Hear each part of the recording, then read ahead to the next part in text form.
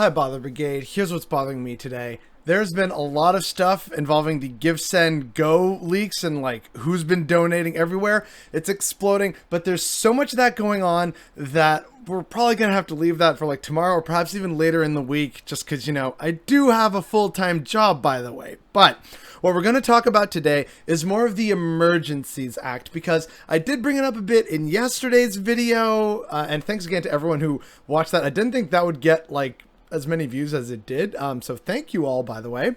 But the core of like where I was using it was just in reference to how media and like the different political sides would try and politicize that as a thing. So I didn't actually really explain too well the Emergencies Act other than like saying like here's what it does and doesn't do like in the broadest possible terms and when it was started and how it's never been used before. So today we're actually going to go a little more in depth because already I am seeing so much misinformation about it online, and with everything blowing up because of the Give, Send, Go leaks, I think it's time we address this now while it's still relatively fresh in people's minds. So without further ado, here's the core of the Emergencies Act, right? The Emergencies Act, it does not allow for the military to go into the streets. That's what the National Defense Act is for, which has far more stringent, like, restrictions, if you want to call them that. However, lots of people online seem to be thinking, but see, this is part of the Trudeau dictatorship. He's trying to cement power. And like, no, because even with the calling of and like the implementation of the Emergencies Act, and we're going to get into a whole bunch of this stuff later, but even with that being implemented, the government could still fall if the opposition decides that the Liberal Party does not have the confidence of the House. That's still how Westminster democracy works, right? If they decide, no, you know what, this is a step too far, Trudeau no longer has the confidence of the House falls. And then the Governor General has to say, okay, so like does the new like interim conservative leader, who's the next like largest party, the official opposition, do you have the support of the House? And they have to go and try and make some backroom deals, see if there is support for the House or not, right? Like there's still a bunch of checks, which we're going to get into. But basically that whole, oh, this is like how the dictatorship starts. Not really, at least not the way people are thinking, right? It's also why it's very like disingenuous of actual like large mainstream well-known household name journalists like Rosemary Barton. It's very disingenuous of them to say, look, it's not actually that bad. The Emergencies Act still provides, like, there's a proviso in there that says that they can remove civil liberties in the interest of addressing the emergency. That is a concern. It should also concern people that more than one, like, civil rights organization, be they, reputable or not, and we're not even going to mention the non-reputable ones, but basically organizations like the Canadian Civil Liberties Union have said that this is a step too far. The Emergencies Act, at the end of the day, theoretically, right, because again, this is the first time this has ever been used in Canadian history because this isn't the War Measures Act. That was replaced by like the National Defense Act, and the Emergencies Act was something else kind of split off from that, and that was created in the 80s. So we are looking at very much uncharted territory in Canada right now, which of course has a lot of people rather rightfully and understandably upset and nervous. So we're going to address some of this right now so that people actually have a better idea of what they can expect and what actually happens with the implementation. And so with that, we actually have to talk a little bit about a Twitter thread. But again, keep in mind that by and large, the Emergencies Act just grants the government extra powers and to be able to kind of just, I say jump, you say how high kind of, forcing things in order to like speed up the acquisition of material, supplies, whatever it may be, to actually issue declarations saying, no, you can't be here, can't go there, etc. How much of that is actually going to be implemented? Well, again, this is uncharted territory. But the core of the Emergencies Act is that under a, hypothetical or now apparently realized emergency, they now have extra powers to deal with that. But there are limitations, which again is why we're going to go into this Twitter thread. With reports that the federal government will invoke the Federal Emergencies Act, here is a primer. The Federal Emergencies Act has different provisions and conditions that need to be met for different types of emergencies. 1. Public welfare emergency. 2. Public order emergency. 3. International emergency. 4. War emergency. We are likely in public order emergency. For a public order emergency to be declared, there must be threats to the security of Canada that is so serious to be a national emergency. Threats to the security of Canada refers to the CCLA Act. These are all very serious. A. Espionage or sabotage that is against Canada or is detrimental to the interests of Canada or activities directed toward or in support of such espionage or sabotage. B. Foreign influenced activities within or relating to Canada that are detrimental to the interests of Canada and are clandestine or deceptive or involve a threat to any person. C. Activities within or relating to Canada directed toward or in support of the threat or use of acts of serious violence against persons or property for the purpose of achieving a political, religious, or ideological objective within Canada or a foreign state. And D. Activities directed towards undermining by covert unlawful acts or directed toward or intended ultimately to lead to the destruction or overthrow by violence of the constitutionally established system of government in Canada. So based on that already, yeah, I'm kind of inclined to agree that this falls under the category of public order emergency, especially with all the revelations of like foreign money influencing like the GoFundMe and the Give, Send, Go, and then the leaks, which again, we're going to get into in the future. But you can already see, right, just by like thinking about, okay, who's funding this and what's happening like in Ottawa and the various blockades at different parts of the border. I feel like, yeah, it's kind of a safe call to actually use the Emergencies Act. But again, there's still more to the threat. The declaration of public order emergency must specify A, the state of affairs constituting the emergency, B, the special temporary measures cabinet anticipates may be necessary for dealing with emergency, C, the area of Canada to which the effect of the emergency extends. Can a public order emergency be used to deal with an emergency in only one part of the country? Yes. Can the public order emergency mean that the federal government can take over the Ottawa police force? Likely no.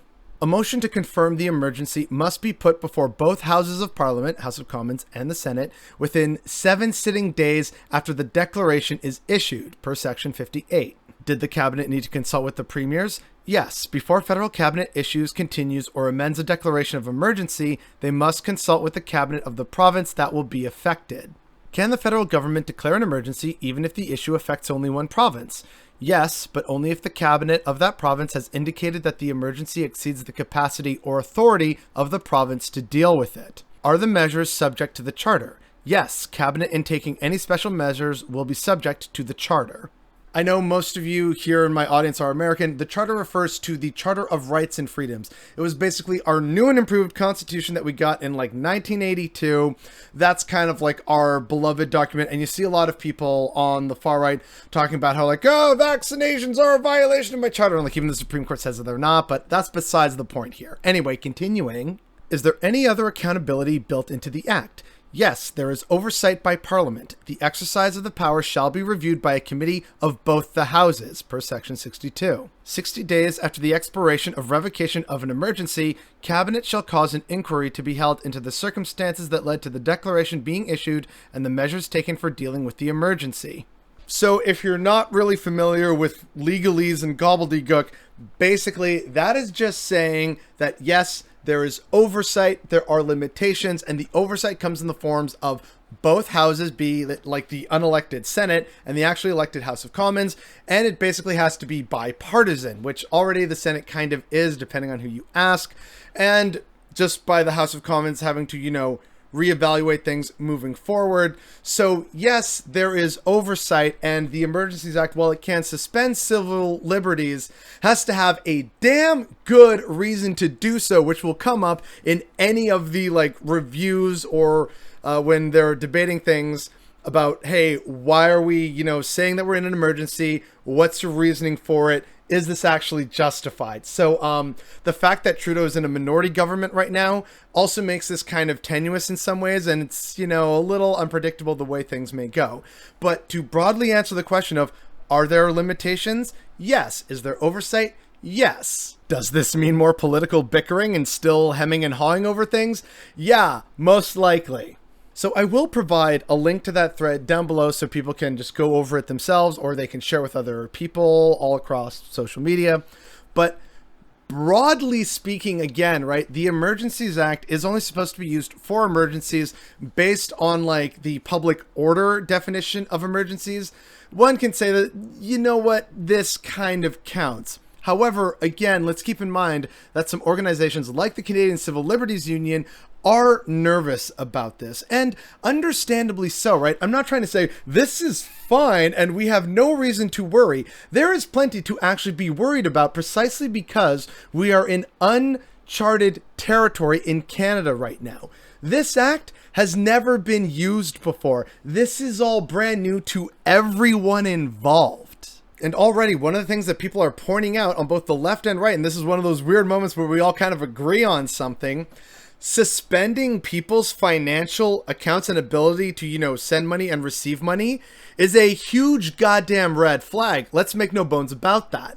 That is actually really problematic because, as a lot of people have been pointing out, what happens if, say, oh, you know what, we want to support and send some money to say the defenders at Land Back Lane down near Caledon, Ontario. Does that mean suddenly my bank account gets frozen and I can't do anything and I have no money and I can't receive money because everything's all digitized online now? That's actually a really huge fucking problem, right?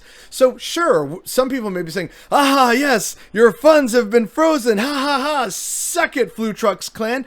And I mean, yes, however, let's look at how this can affect all people, right? That's the basis upon which legislation should be made, is how does this potentially come back to bite us in the ass? And we're seeing right now, one of the measures of just freezing bank accounts is a really big fucking problem because that can affect all of us no matter what we decide to support in the future. It could even be something innocuous, but in the future, if there is actually a military dictatorship or something, they can just start freezing funds of any potential political dissidents, right?